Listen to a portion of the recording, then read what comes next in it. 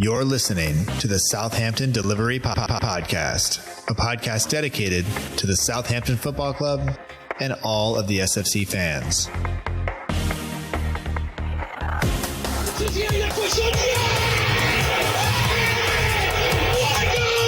If you want to have guarantees, you have to buy a washing machine. Fonte with a scooping header. We don't lose a match, either we win or we learn. And today we learned. Отдача, Остин! Все-таки забил! It's infield to Mane, 25 yards out. Lovely ball for Bella. Onside, 1-0! Buffon shot!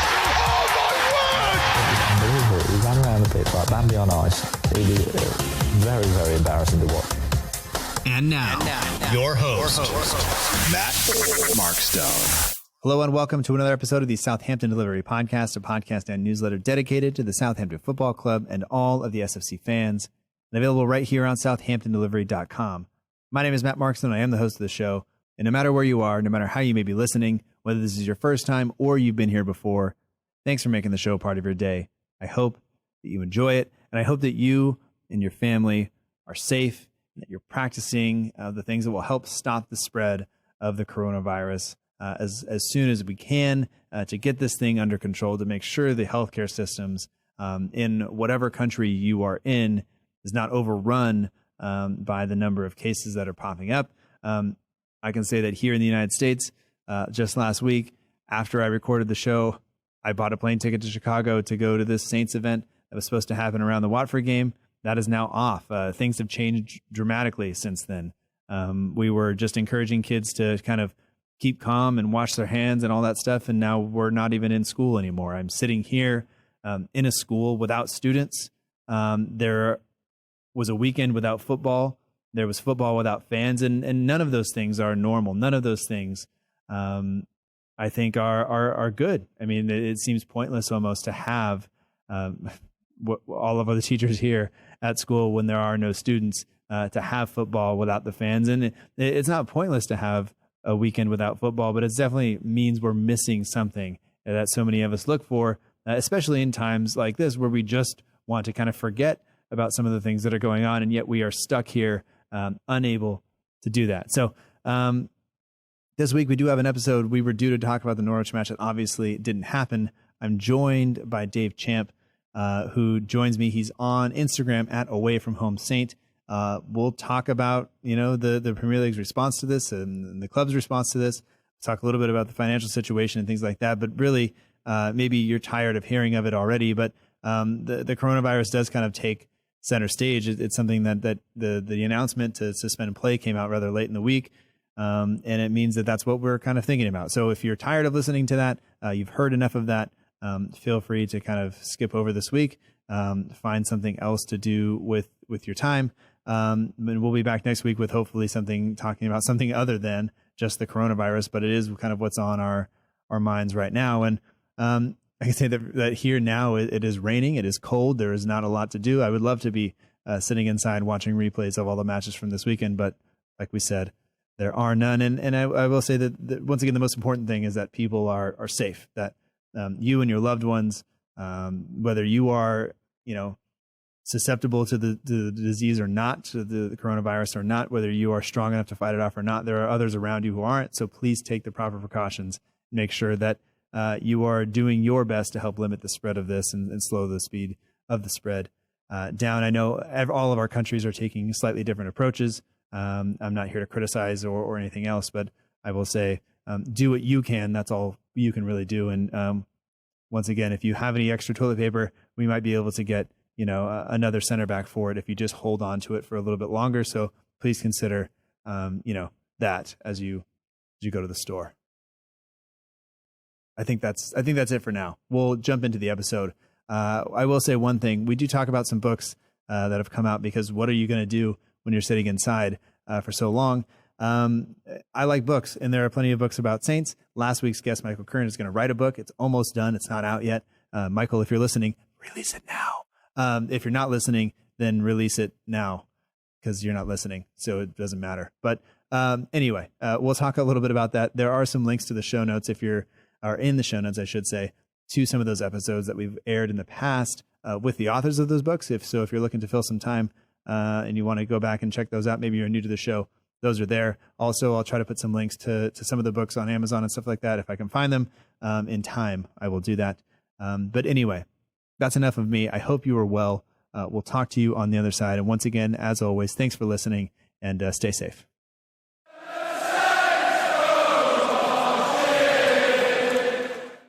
We'd like to welcome back to the Southampton Delivery Podcast, Dave Champ. You can find him on Instagram at AwayFromHomeSaint.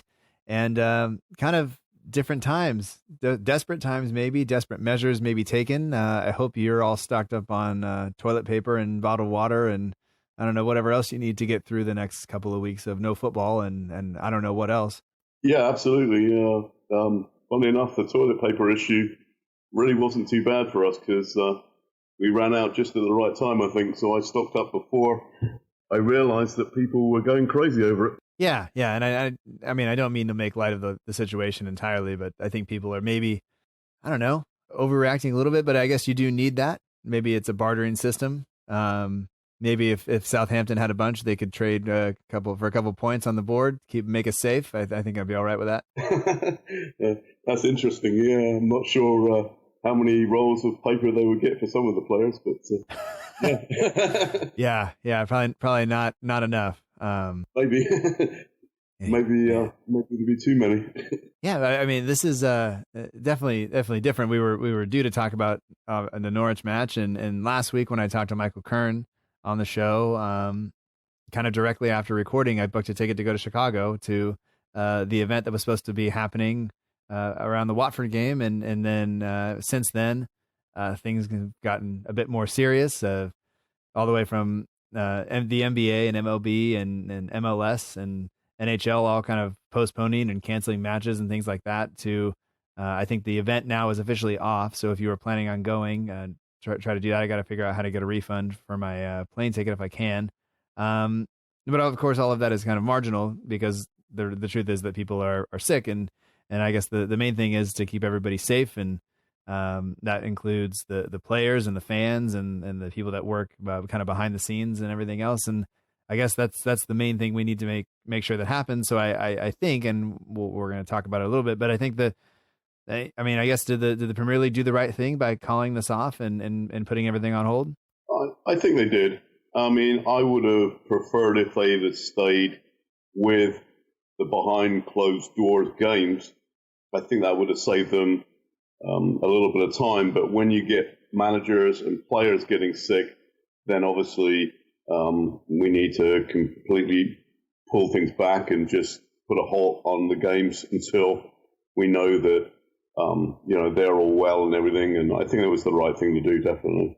Yeah, and it's a bit I don't know, it all kind of happened so fast, but I think even when I wrote in the newsletter on Thursday night before I went to bed, it looked like things were going that way. And like with Mikel Arteta and Callum Hudson-Odoi at that point testing positive for the virus, it seemed like the right thing to do, because then you think of all the people that they've come into contact with, both press related and team wise, and the kind of the idea that could spread from there, and how quickly it could spread through the locker rooms and stuff, and onto those people's families and things like that. I mean, most of the guys and even some of the managers are of the age and you would think physical kind of shape that they would be okay, but you start extending that out to family members and things like that. And that's what I think of with my job as a teacher, is I come into contact with at least 155 students a day. Obviously with I do a lot of stuff digitally, but collecting papers, picking up pens, and just talking to students every day, that all that stuff's there. And I think I'll be fine, but my father is older and has lung ailments and things like that, so he's kind of on the radar of things that could be really bad for him. So I'm worried about that. And just my wife works in a restaurant, so she's around people all day. So like the likelihood that all of us could be exposed to it without trying to create alarm is from my perspective, I guess I'm just thinking about it that way. So I guess now that those managers and players have it, it's best to probably call it off, even though I'm about to get 2 or 3 weeks off of work, and now I'm going to sit here and not watch football, which I was I'm a little bit shocked, because this is new territory for me. Right. Yeah, I think it's new territory for everybody. You really have to think about how are you going to get things done? Where you're going to go, and who you're going to come in contact with. It becomes very, very clear. I mean, I'm about to do some shopping tonight, but I'm not going to go in the store. I'm just going to pick the groceries up from a curbside delivery. So I won't go into the store, so I won't be exposed to anybody.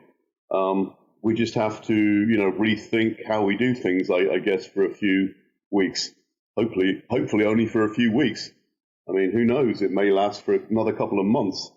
I saw something that was saying that the coronavirus is expected to peak in Great Britain mid-May, early June. And, that's, a few weeks off even. So, it's still going to go on for a little while. Hopefully by the summertime, though, with the nicer weather and everything, it'll go away just as fast as it, happened. But I think it's going to take a few more weeks before we're in the clear. Yeah, and I think the idea here is just slow down the spread of it. Hopefully, kind of prevent it from moving forward. But I mean, I'm not a doctor. I'm just every time anybody asks me a question, I go directly to the CDC website or the World Health Organization website, and it's basically wash your hands, don't shake hands, don't keep distance between one another. Luckily, we're on Skype. We're not actually sitting in the same room, and don't touch your face. Just, I mean, it seems kind of like normal stuff, but that's one of my bad habits is I constantly put my hand up, rest my hand on my chin or my chin on my hand. So you got to stop doing that, I guess. But it's a weird situation. And I know my kids are, we're going to be sitting here figuring out, how school is going to go on for them. Their school's talking about doing online stuff and things like that. Yeah. So how that's going to look. And of course, making plans to kind of avoid public places like you are, in terms of not going to the grocery store and things like that. I forgot something at the grocery store today, and normally I would just go back and get it, and I'm just gonna, we'll be fine. We'll get it in a couple of days when we need to make another run. But until then, lots of food that'll be okay on the shelf. Lots of ingredients to cook with, not necessarily things that are going to go bad right away, but I think we'll be all right in the end. Right. I'm in a bit of a tricky situation with my work because every time I go to work, I am probably in contact with about 150 people. Mm-hmm. I'm picking up things, looking at things that people have already touched. There's always that worry. Although, at the moment, nobody has said that the place is going to close down for a few weeks. I don't believe we get anything delivered from any areas of the world that are fairly tricky right now. But we've been told to take precautions. I wash my hands after every time I've touched something. When I come back from doing my rounds, going around looking at everything. So, yeah, we just have to be really, really careful. I get sick of hearing about the coronavirus because every time I drive to work on the radio, the DJ is always talking about it. Uh-huh. But I think we've got to remember that, it's a very serious situation right now. And, they're trying to make people not panic. The stores are running out of certain things, eggs, milk, toilet paper. But I think that's only a temporary thing because people are tending to go in there and saying, like, I'll take this much of this and this much of this. And then they're just going overboard a little bit. Yeah. We're going to be stuck in our houses for a month at a time. Who knows? Yeah, well, for me, it's been a big change because just like I said, just last week, I was kind of making jokes about it and, just thinking it's going to be okay. And then it kind of turned to our government, our state government, banned everything down to 200, anything greater than 250 people, supposed to be offline. So everything from, we had a funeral to go to, that's not happening. I had a work conference to go to, that's not happening. Then the school district canceled all non-essential activities. So they canceled all sporting events and practices and clubs and all that stuff. And then late Friday, they decided to go ahead and say that we'll go to school Monday, Tuesday, and then after that, from Wednesday on, we're off until the end of the month. We will not come back any sooner than the rest of the month. They didn't give us a day when we'll be back, and my students are kind of, I like everybody else, just trying to figure out what they're going to do. And it's like, look, stay home, read your books, fire up Netflix, YouTube, whatever you're getting. Like, this is a dream for you. You can stay home and you're not supposed to touch anybody, so don't come out of your room. And most teenagers are probably for that. We'll see how long it lasts. Good for the introverts, huh? Yeah, for sure. Yeah, and if I see one more joke about people saying I was self quarantining before it was cool, I think I've had about enough of that. But that's all right. Yeah, I mean, it depends. I mean, if you're a social animal and you want to go out and sort of party all the time, and now you can't, and tough luck, just deal with it. You're still going to live. It's better to live through this than to go out and be stupid and come back with the virus. Well, I guess the with this game being put on hold and us not coming back until at least April 3rd or 4th. I don't think that. I mean, off the top of my head, I can't imagine the league will resume by then. From some of the other things that I've heard, I obviously I don't have any real clue. But the club was pretty quick in getting the information out that anybody that had tickets and stuff, they would be valid for the rescheduled date. If you bought kind of match day travel, that kind of stuff, that it would be eligible to be kind of transferred over or refunded and then used again. Once that happens. And then also if you bought any non-official club travel, they were actually going to be able to kind of help you get a reimbursement and stuff like that. So if anybody has that, is looking for that, there is information on the club website. I'll try to put a link to it in the show notes in case you have questions. Of course, it doesn't affect you or I because we're in the States at this point. But yeah, so anybody who's dealing with that, I hope that works out. It says it could take up to 30 days for all that stuff to process, but hopefully they get your money back soon and you're able to use it for a match once the season does get going again, if it gets going again. But I guess my next question is, there was a Saturday without football. What did you do? Yeah, I mean, I kept looking to see what the score was, and then I suddenly remembered that, what's the point? There isn't going to be any scores. Just things around the house, really. Like this morning, I restrung one of my guitars. I just find things to do. I've got plenty of things to keep myself going, save for the fact that, it was just like an off-season day, really. Yeah. Well, did you see that the Saints actually played? Well, I don't know, because you're only on Instagram, so maybe you missed it. But Saints tried to engage Norwich City in a game of Twitter tic-tac-toe. Oh, really? Yeah. Which I think that you call it in the UK, knots and crosses, I think is what I saw. Oh, okay. Is that right? Yeah. So I mean, we tried, and the team did a pretty good job of they put it out there, and it was sitting there, and they made their first move, and they were waiting, and then Norwich didn't respond, and they waited about 45 minutes. They started at the normal kickoff time. They waited till about 45 minutes in. They said, "All right, it's halftime," and only one team is really trying to play, which I thought was great. And then Man City decided, hey, we'll step in. So they subbed Norwich out. They put Man City in, and we played, defended valiantly, I should say. And by the end of it, we wound up with a draw. So, wasn't so bad. I did see though a number of other clubs do things around the world. I think Watford had a Football Manager stream that they put up. You could watch the game via Football Manager. I think somebody wound up with a red card there.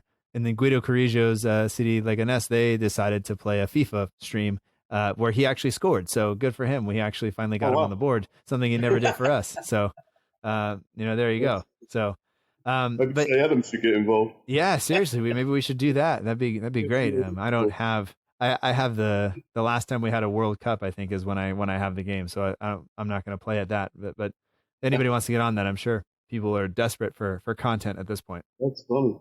Talking about Norwich, I don't really know an awful lot about Norwich. The only thing I can remember from when I was back in England is there is a TV chef called Delia Smith who has a interest in Norwich City, and I'm not sure whether she's on the board, but she has something to do with them. And she was quite the celebrity chef back in the day. A few years now, probably about 20 years ago. So I'm wondering whether she still has a connection with Norwich, but she's an interesting person. She was always a big fan of them. Yeah, I've never heard of her. So yeah, Delia Smith. Okay, I've got a feeling that she still is involved with them. bit like Elton John on a lower level, Yeah. celebrity chef. Over at Watford. Yeah.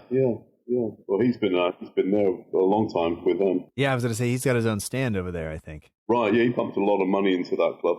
Yeah. That's the interesting thing about him. Yeah. It's, I still hate them for the handball incident, but that's okay. I do appreciate the Troy Deeney sometimes is always good for a soundbite, but when I want him on the team, probably not.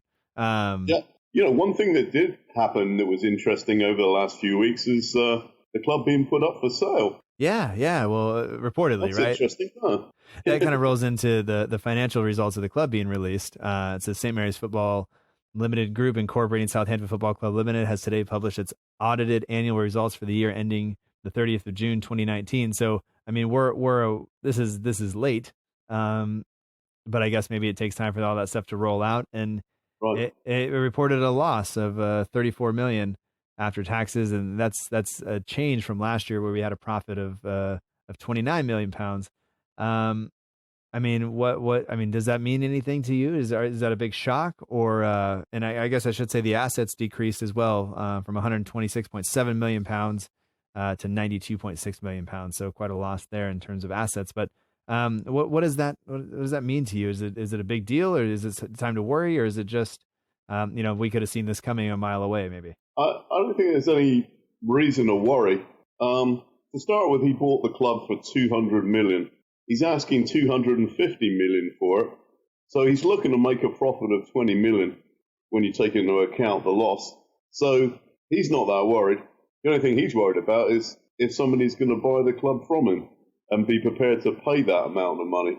The reason we made a loss, well, you could say we made a few bad signings that didn't really make us any money. We had slightly less TV time than we did the year before. We reduced the amount of players on contract. I think the contract length was reduced by about 5 months on a lot of the players. So really, yeah, there's no cause for alarm there, I don't think, considering that Mr. Gow didn't want to put any money into the club anyway. He was just purely trying to make that little bit of a profit, I guess, if you can call £20 million a little bit of a profit. Whether he's going to get that or not remains to be seen. I see there's a few potential buyers. I thought I saw Red Bull as a company wanting to buy the club, which I thought was kind of interesting. That's been kind of thrown around, and there's been links, and you look at the loan. I mean, you look at where Ralph came from. You look at the loan that we have with Josh Sims going over to the New York Red Bulls and all that stuff. But I haven't seen anything that to me says that's what it should be. And I think that may divide the fan base a little bit in terms of would they be happy with that? And you look at how Red Bull is looked at in Germany and in other places, and would the fan base be happy with that? And then but there are plenty of fan bases around football who, will look the other way as maybe dirty money or whatever it is pumped into your club. And, as long as you're winning, then everything's okay. But I don't know. Like, when you take into account the amount of money he paid for the club and then maybe what he's hoping to get out of it and what he's done with the club isn't in a better spot, I wouldn't say, than it was. Maybe you take into account that we do have Ralph Hasenhüttl, and that's something, but managers tend to come and go pretty easily.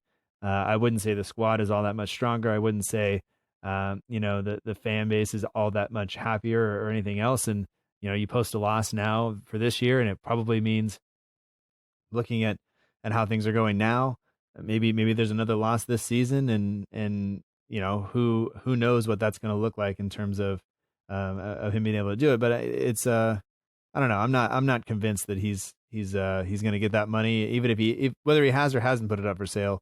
And really, it just seems like this has been a miss from him. He didn't. I'm not sure he's happy with his investment. Right.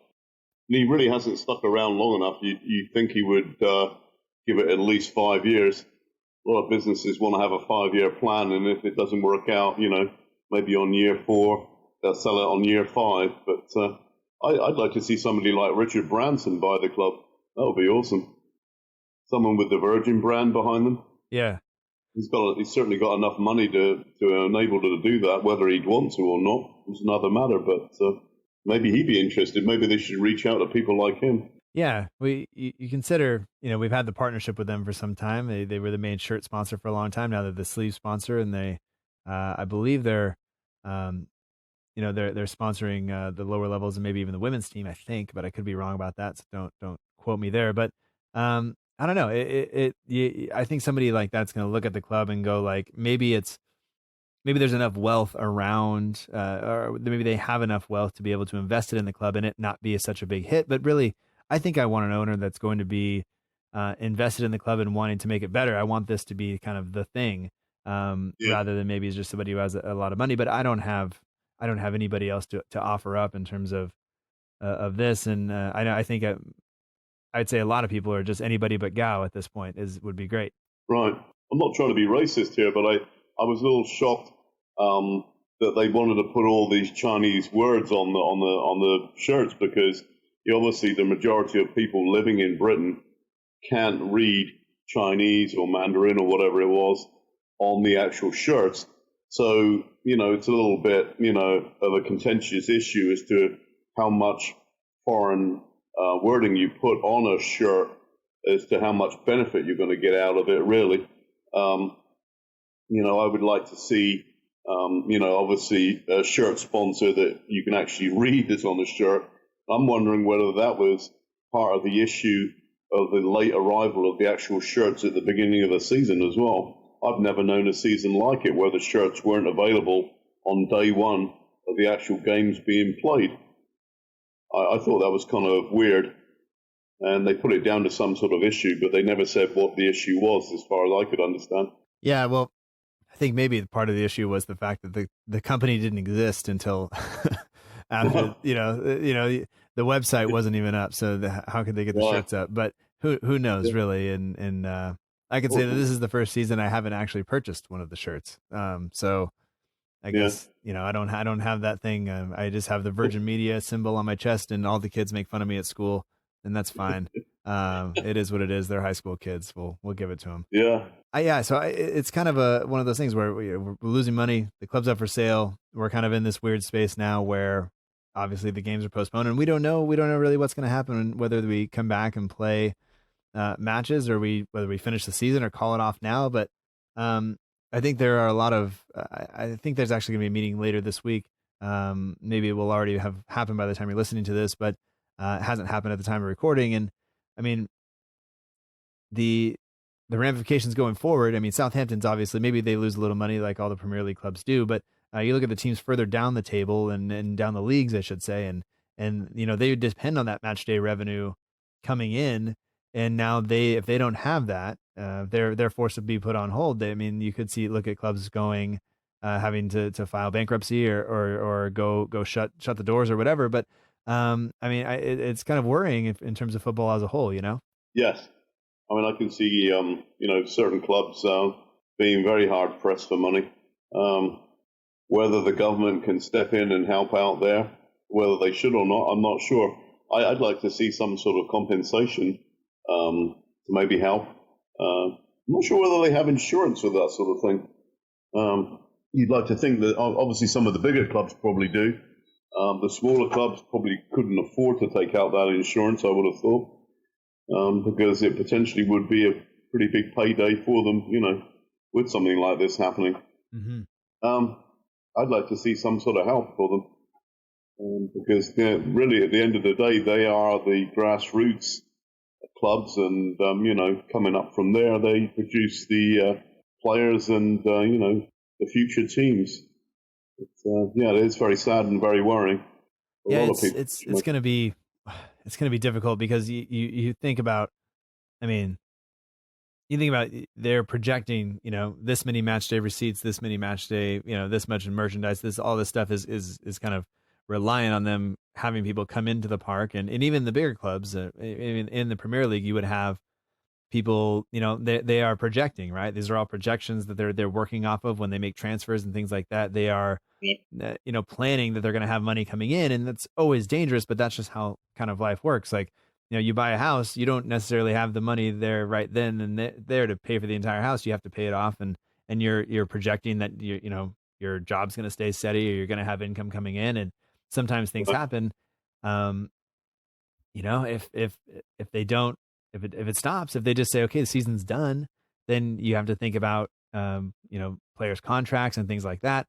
And if they say that the season's going to pick up and we're going to play through the summer, then players' contracts, things like that, everything all of a sudden is different. And I heard an interesting kind of argument the other day that we have the World Cup coming up in Qatar. That's going to be a Winter World Cup, so maybe you play this season out whenever we can, and you get it done by in time so that the Euros can take place in line with with AFCON, and then you come back and play another season, and then you run it into the World Cup in Qatar. But when I hear that, the first thing that comes to my mind is the players' contracts and things like that, and when they run out, and all those sponsorship deals and things, and when those things run out, now all of a sudden you're running those into kind of different seasons and things like that, and that's going to be a big mess. But I guess just to say it again, like, that's such a small part of this, considering that this is a global kind of pandemic that we're dealing with. But and around the football club, that is kind of what's going to, I think, be the biggest kind of hindrance is how do we pay the players? How do we make sure? Not even the players, but how do we make sure that they are their contracts are honored, and how do those things work out? And I guess what insurance clauses do we have on them if we don't have to do that, whether or not we do it all? Right. Yeah, it's a very complicated situation. I mean, we could say, okay, let's finish the season now with the standings that are around now.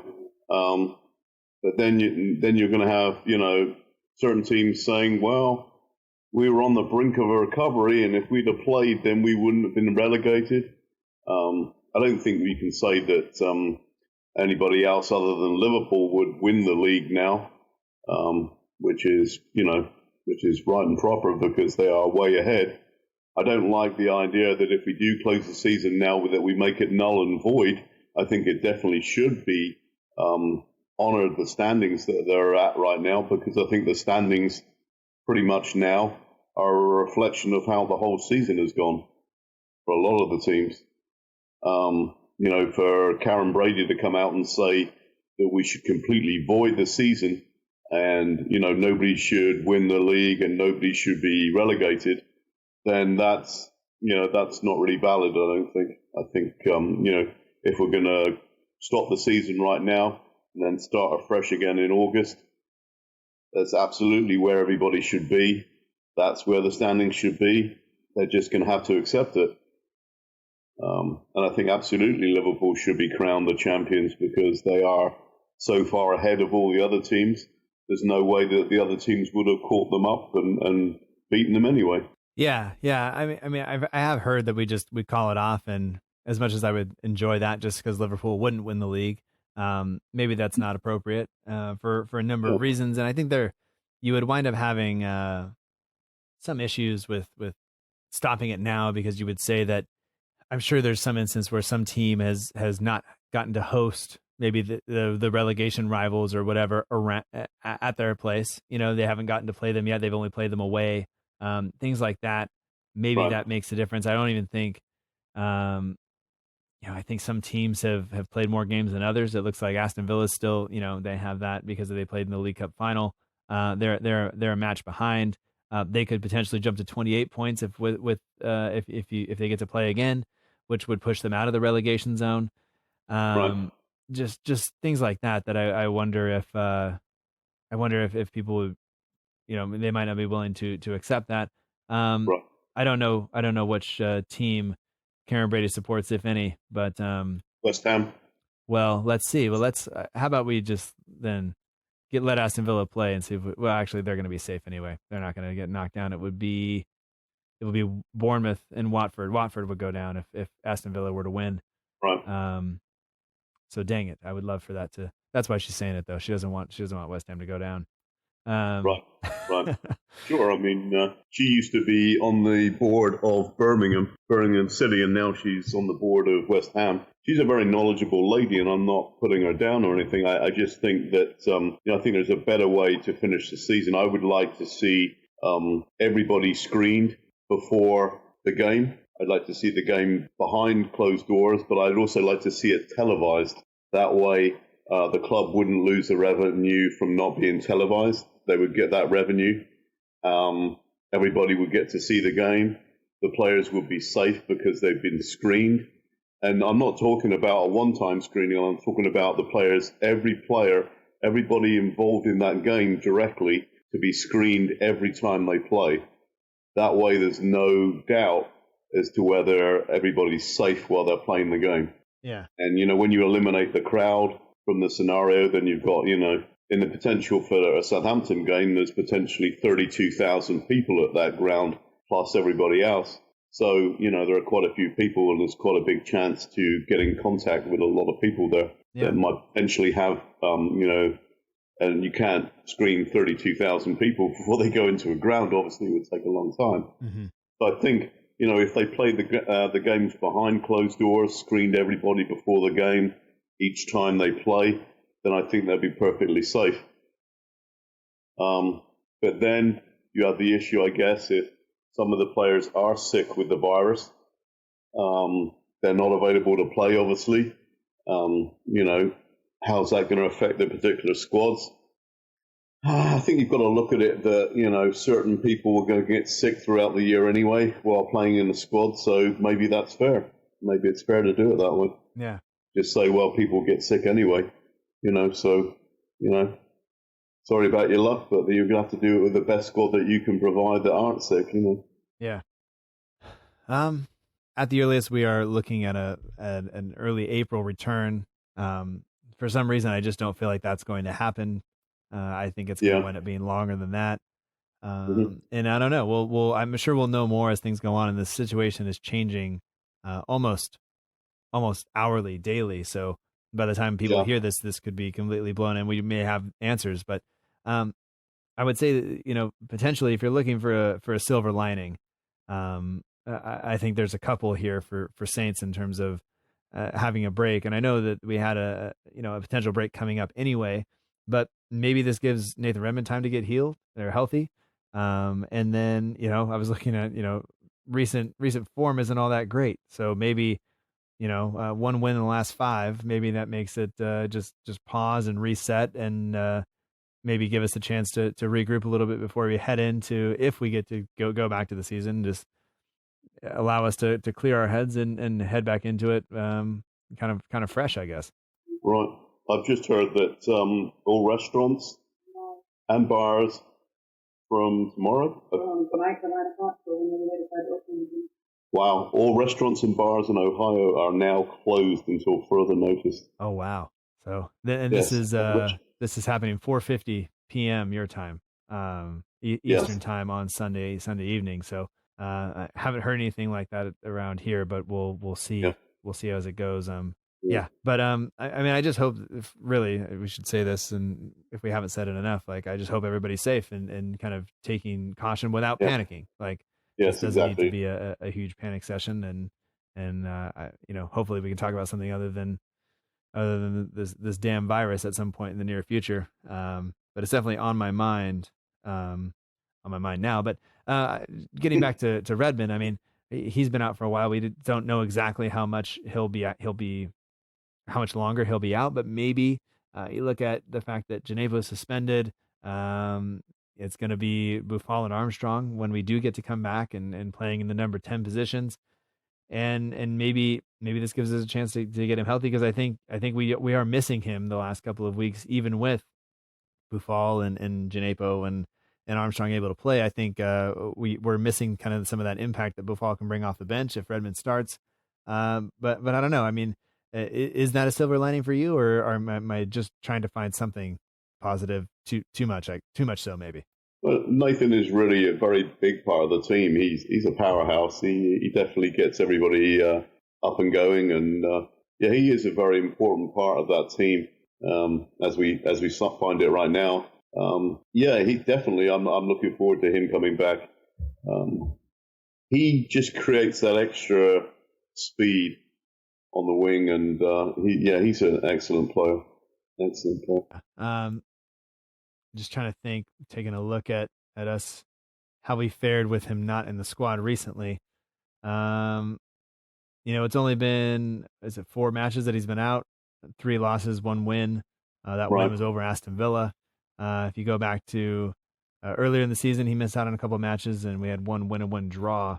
But recently, 3 losses, just 1 win, not the best. So we'll have to wait and see kind of how it all goes out. But maybe, hopefully, he'll be able to come back in.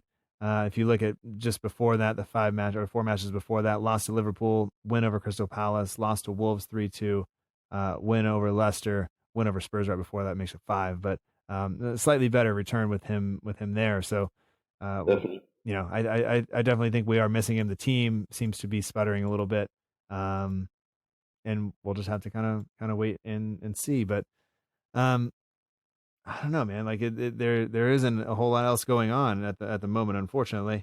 Right.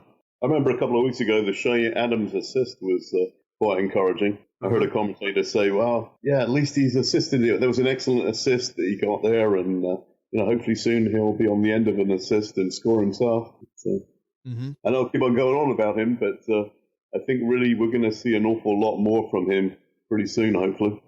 Yeah. He's going to be going along the lines of maybe Yannick Vestergaard. I saw that he was potentially up for sale, and saw a couple of funny memes with him involved in it. Yeah. I can't remember exactly what they were. Somebody before or after coronavirus or so, when he had the long hair, the long scraggly hair, and they were saying that, he looked a little rough. Oh, it was him and Virgil van Dijk. They had Virgil van Dijk, and then they had him right next door to him with the long hair and everything, looking a little disheveled. Yeah. I said, before you've been told you had coronavirus, and after. I thought that was a little unfair, but it was kind of funny. Yeah. He's no Virgil van Dijk, that's for sure, but, I remember when I went over in 2017, Virgil van Dijk was injured, and it was right about the time where they were looking to sell him, and they couldn't work out why he wasn't getting played and everything. And they were just getting him ready to sell to Liverpool, obviously. No one knew. Right at that last game of the season, he turned up, and his wife turned up, and he was allegedly injured. And, it was really just a ruse to sell him, basically. Yeah. I remember standing in my kitchen seeing the sale had gone through, and we all knew it was coming, but it still wasn't great. Right. It hurt, but it's long and drawn out. It took a while. Yeah. Like a couple of months they were going through it. Are they going to sell him? Aren't they going to sell him? Is he injured? Isn't he injured? Why isn't he getting played? It was just because they were keeping him fresh and making sure they were going to get that £75 million out of him. Yeah, should have charged more. That's okay. Yeah.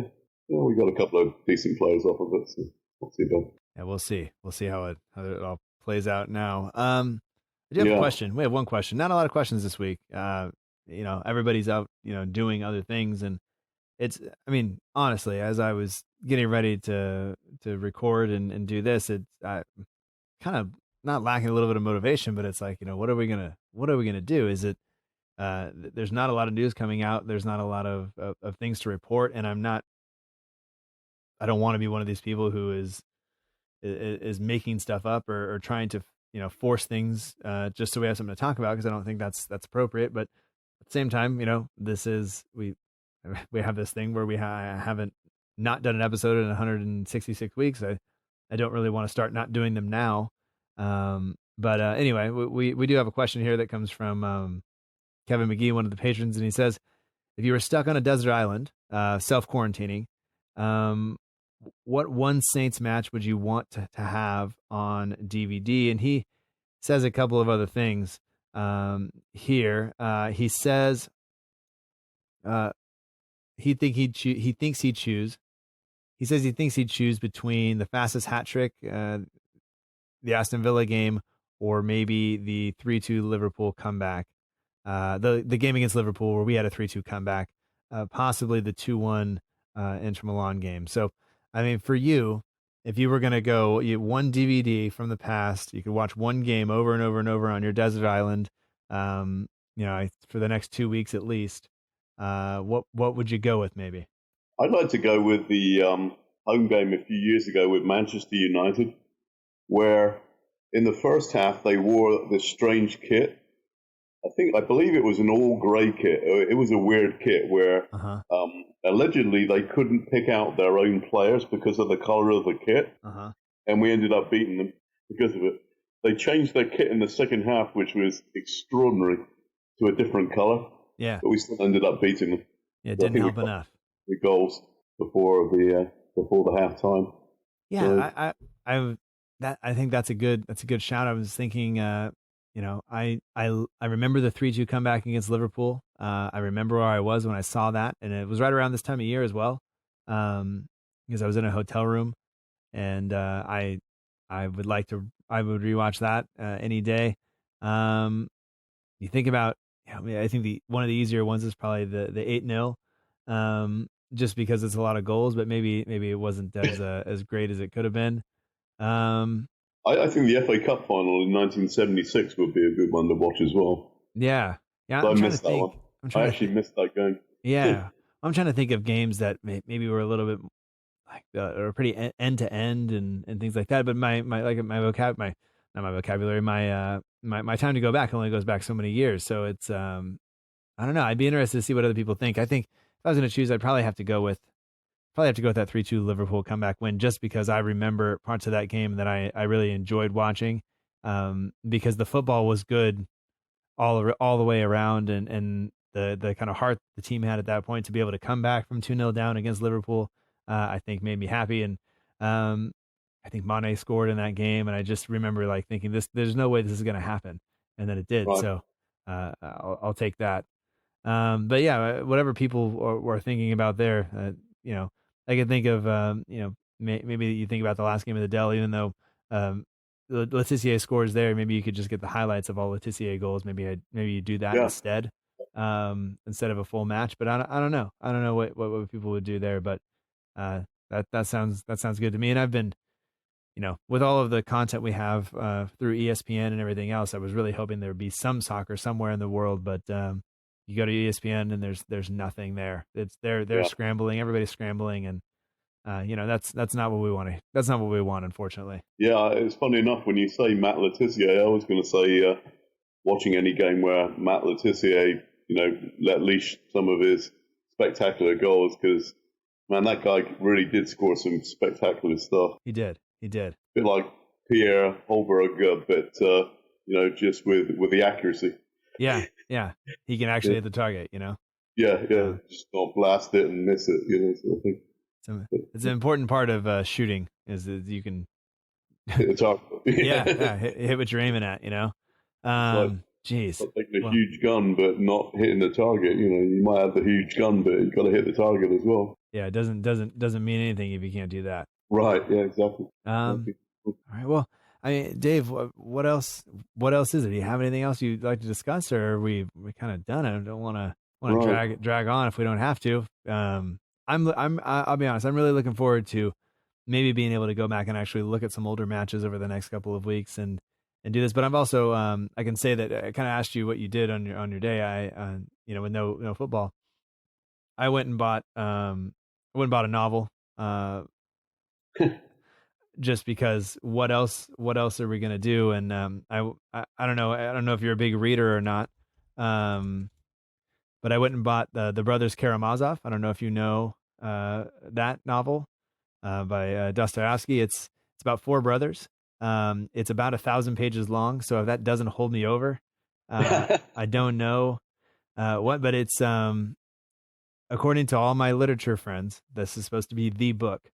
And if Michael Kurn, who was on last week, if he could get his book out faster, that would be great. But there are plenty of other Saints books that are out there that are floating around that people could potentially pick up during this time. And maybe I'll put links to those in the show notes, the ones, the episodes, the authors that have been on, things like that. We'll put some links down there just in case you're looking for something you could fill your time with Saints and maybe get some reading in, and it'll keep you out of trouble over the next I've got couple a of couple weeks? of good books. One book that I want to get hold of is the biography on Bobby Moore. That's a very, very interesting book, I've been told. Okay. And I did see a documentary on Bobby Moore a few months ago, and he was a very interesting guy. He wasn't very well recognized for all the things that he actually did for football in the country. Another book that I like to read is by a guy called Steve Salas. It's called Educating Football. Okay. And Steve was very kind, actually. I bought the book off of him. He was very kind to sign it for me as well. And I thought that was a nice little touch. It's a really cool book. It's for teachers and coaches and parents. Basically, how he develops a solution mindset to get everybody on board, and it's good. And Steve actually teaches a lot of professional teams as well, and the England squad as well, I believe. It's a very good book. Steve Salas, yeah, he's a good guy, and I like the way he thinks about things. But I'll probably be reading that at some point and gleaning some ideas from that. Yeah, I was just taking a look through some of the Saints books that I have that I was sent by various people, and one of them is called Taking Lettice, Matt Letizier's autobiography. I think that one's made the rounds. I think quite a few people have had a shot at that. Another one that was guy's actually been on the show, Richard Walters. It's called Being a Saint. That's another a book written by a Southampton fan. More recent, if people are interested. Once again, I'll put that link in there. This one, Dell Diamond, Ted Bates' first 60 seasons with the Saints. That's there. That's a good book. It's a bigger book. And then not everybody's favorite writer, but Alex Crook and Alex Smith have Southampton's the 50 greatest games. That's there as well. That's by Pitch Publishing. And I'll be honest, I haven't read through that one yet, but that's probably on the list for the break.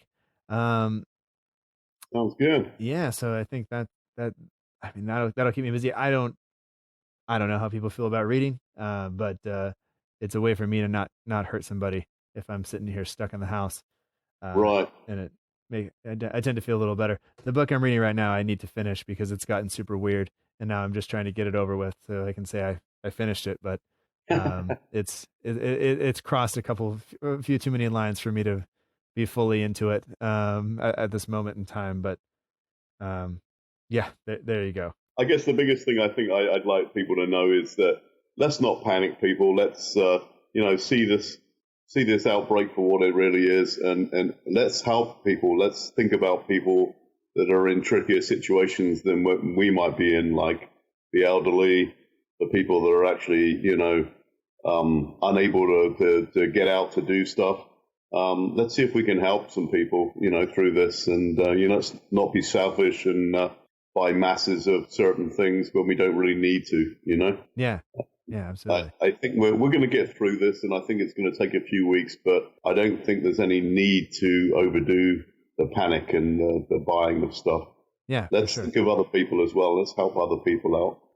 And we'll all get through this together. Yeah, I think if everybody just kind of stays calm and does the little things and stays away from other people and things like that, we can put a stop to this sooner rather than later. And then you don't need 2 years worth of toilet paper to survive. Yeah, really. We're not. You can wipe your butt with other things as well if needs be. Yeah. You don't need to panic about these things because I think it's unnecessary and. We shouldn't be selfish about things. We should, help other people as well. Yeah, let's think of other people. Absolutely. I think that's a good rule for this crisis or anywhere else. Just think about other people and not just yourself. But we'll see how it all kind of pans out from here. But the last book I'd like to mention is Mark Sanderson wrote the Bobby Stokes book, The Man from Portsmouth Who Scored Southampton's Most Famous Goal. It's he's also been on the show in recent times and Mark's a great guy, and so if you're looking for something, I think for a long time that could be found in bookstores near you. I don't know if it's still there, but Amazon's got it, and then you don't have to touch anybody; they'll just drop it off. So there you go. But Dave, this has been great, and once again, if people want to follow you on Instagram, they can do that. You're at Away From Home Saint. Hopefully, we'll be back to talking about football and soon. But until then, I just want to say thanks, and then we'll do this again at some point. Yeah, absolutely. Thanks, Matt. Yeah, stay safe and virus free. Yeah, you too, man. Good luck with your groceries. Yeah, thanks.